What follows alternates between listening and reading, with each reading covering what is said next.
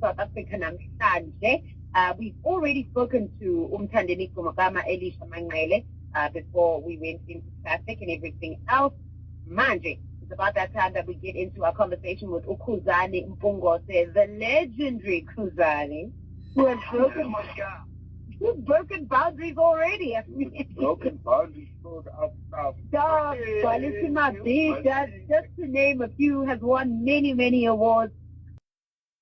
Sawubona and welcome to That Drive.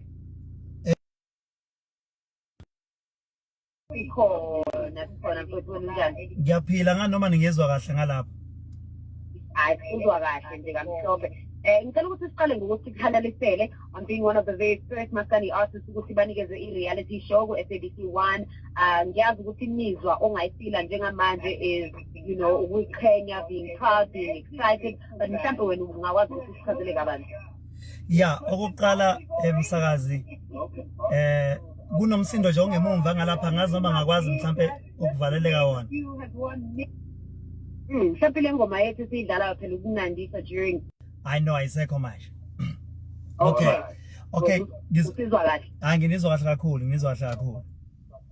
Yeah, ngizoqala ngibonge nje umsakazi wami abasakazi bami abahle abathandekayo ngibonge kubalaleli begaga. Yes, it is our big music. So ngasichazela abantu about your feelings on being one of the first Maskandi artists ukuthi babe ne reality TV show ku SABC1.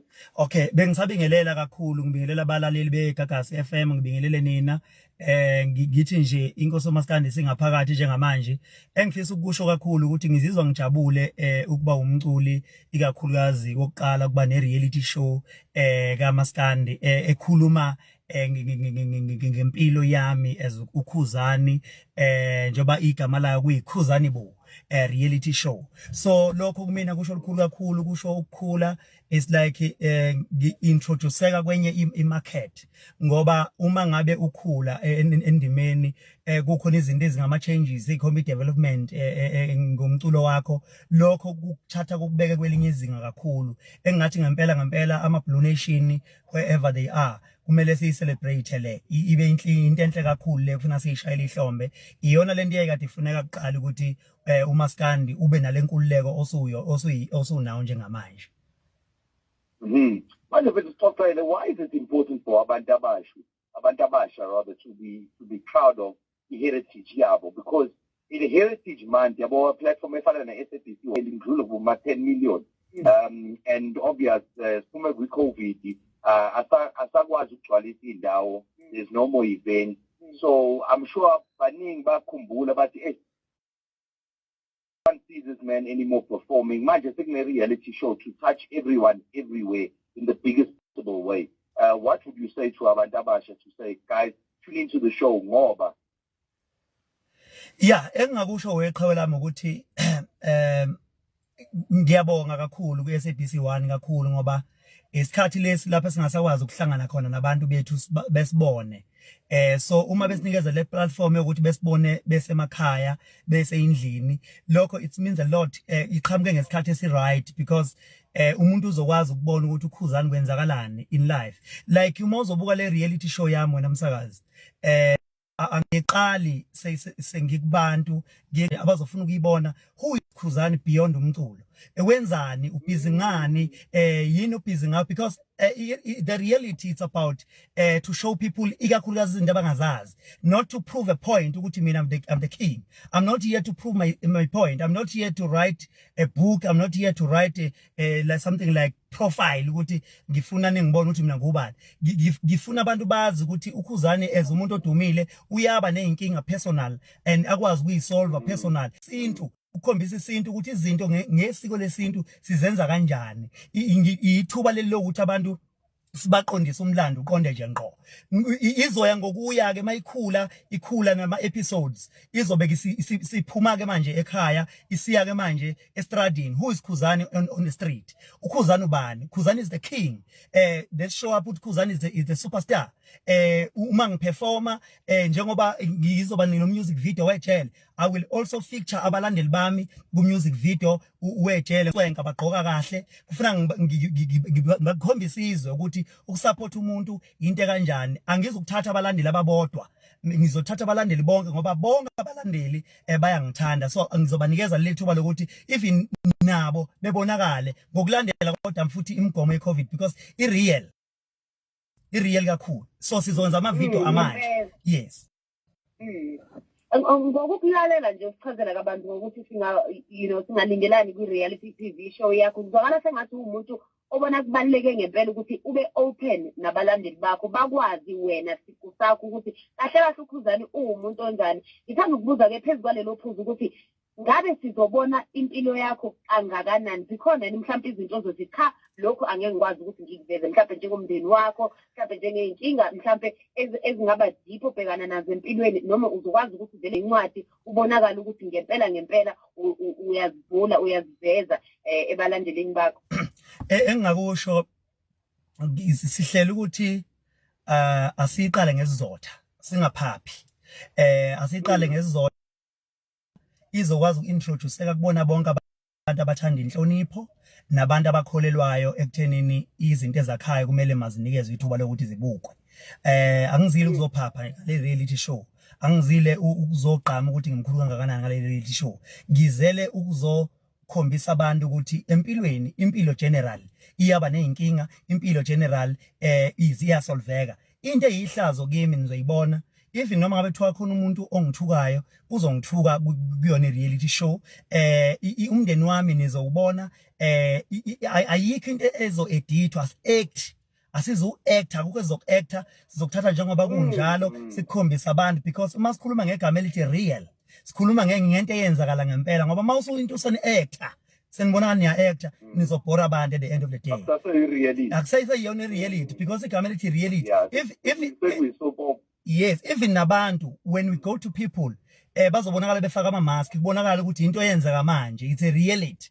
Bebonakala ama-mask COVID-19 but ngicicaba labalandeli abathize, abanye abalandeli, what about umlandeli oseGoli, what about oseDurban, what about osemakhaya, but whoever ozokwazi ukuthi aphumelele ngomhla ka-23 and 24 ila khona ngizobe ngithi ngivakashela abantu siyoshuta music video wejele, ngoba ijele ukuthi lagilimanga close to 1 million votes. So kumele mangilishutha ngiba-accommodate abanikazi bengoma okuyibona abayithatha bayibeka esicongweni. As you know nawe nani basakazi ukuthi when it comes to competitions, when it comes to ukwesekwa ngabantu, ngile king enabantu, ngile king engayisabi inselelo, because when it comes to voting angibaleki ngishona khona impela enjalo. Bethu ubukhuluma ngengoma vele siyadlala namhlanje of course ingoma edumile ijele.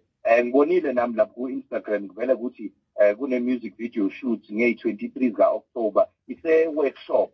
So yona le video shoot ivela kwi-reality show. Umema wonke umuntu nje ukuthi aze e-workshop to be in the music video. Am I correct? Yes, alright. Izovela ku-music njengoba ngichaza msakazi ukuthi mina ngumculo wabantu bonke. If ngine-element yokuveza abalandeli, ngiyathanda ukuveza abalandeli bami esisuka kude nabo bebona, because lento yemhlobiso nemswenko ifike neBlue Nation ukuthi kube khona imswenke kanje la khona abantu bezoshintsha inhlobo but bedlalela kumbala oblue. So leyo nto leyo ngangiyithanda but ngikhala ukuthi into leyo ngasiphelele emoyeni, but this is a platform la kumele khona abantu bambonke ngithi wozanini nalemswenko yenu. Whoever oshadile ofuna ukuza namaqondana begqoke befaniselane or igroup yabantu abafaniselene, sizobanikeza ithuba le-walk yabo bedansela ijele bonke, sizobaveza bonke outing, because ngifuna that element ye-celebration of ijele, because siyalazi ukuthi lahlukanisa unyaka. So angikwazi ukuliziba when it's come to a big thing like this, but ngifuna ngikucizelele emsakazi ukuthi ayiqali lapha i-reality show. I-reality show start ukuthi who are you, it's like an introduction. Ungubani, unankinga ni personal, then it comes to iye ngokuya izifike la khona uKhuzani leleka for umhlaba wonke, but siyazi sonke ukuthi impilo yomuntu nomuntu umuntu it started home. And ngifuna ukugcizelela ukuthi le reality show asiyenzelanga inhloso yokuthi sifuna ukuhlambalaza abantu, asiyenzelanga inhloso yokuthi sifuna ukuphoxa abantu. Angifuni emva kwale show ngibe nezitha eziningi, angifuni emva kwale show kube khona abantu abangihubhayo. Ngirane ngenhlonipho nesizotha, because ayilona ithuluzi lokuphehla uDlame, kodwa iyithuluzi lokuveza izinto eziyiliqiniso nezenzeka ngempela empilweni yami. Nakho konke ukuthi umsoco ngohambise kubantu njengoba unjalo. Ngifisa ukuthi bebe nesifunda abantu sokuthi uKhuzani waba nalenkinga enginayo, nami I can solve it in this way. So kuningi abazokufunda. Ama producers noma uproducer wami akakangitshela ukuthi kusangenzeka kube nama changes or kusangenzeka mhlambe kuthiwa kuyaqhutshekwa, but asikakazi njengamanje ngoba kusenalawo ma touches okusamele kudlule kuona before uhlelo luya emoyeni. But engifisa nje ukugcizelela ukuthi ngibonga kakhulu kwithimba lami engisebenzisane nalo.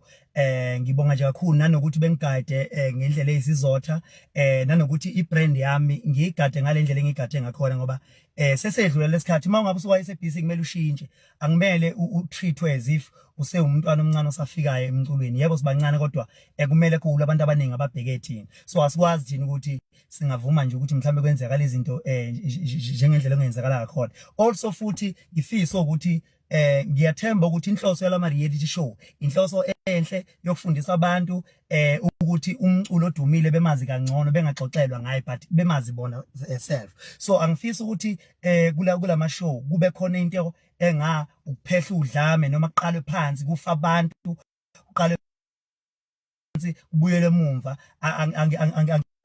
Angifuni ukuthi leyo nto leyo yenzeke egameni lami. Uma ngabe kufanele le reality show ingayi emoyeni ngeke iye kunokube mhlambe iye kanti iyophehla uDlame emphakathini. That's my message.